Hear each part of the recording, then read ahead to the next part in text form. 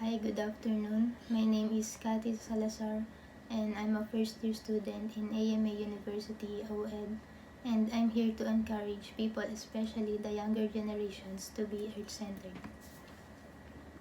Every household has different number of family and thus different number of consumptions of daily products such as foods, hygiene, and other chemical products that will benefit our daily lives. But with all the compound consumption of different products for different purposes, these as well have different effect on our environment if we do not properly put them to where they belong, such as the biodegradable, non-biodegradable, and the recyclable bins. Most of us just put all together the stacks of trash in one plastic and are not properly segregated, thus affecting our environment when all garbage from different households are not properly segregated. For the solution, I would recommend as an individual to create a segregation of garbage where specific trash could be put in to avoid too much clutter to our environment.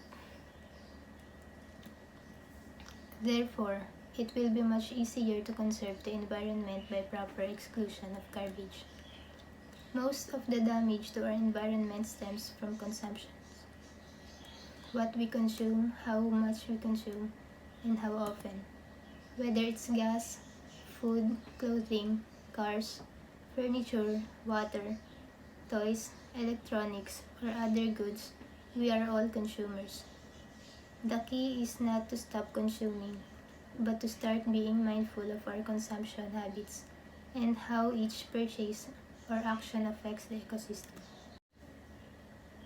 The good news is that it's often not too difficult, expensive, or inconvenient to become more environmentally friendly.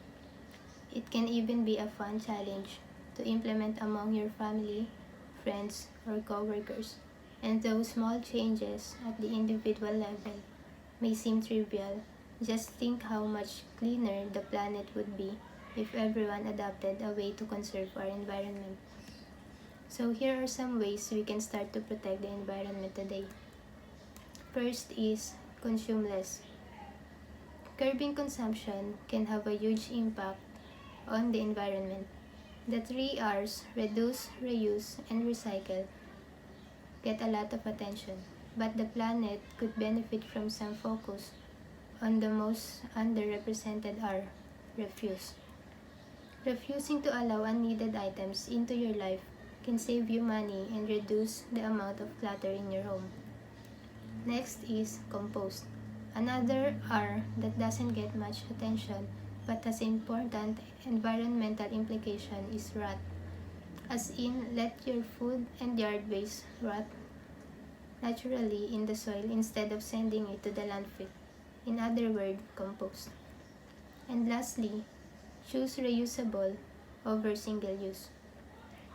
Think about how many people you see each day drinking beverages from disposable cups or plastic bottles, sipping from disposable straws, carrying disposable grocery bags, eating from disposable plates or containers, and using disposable utensils.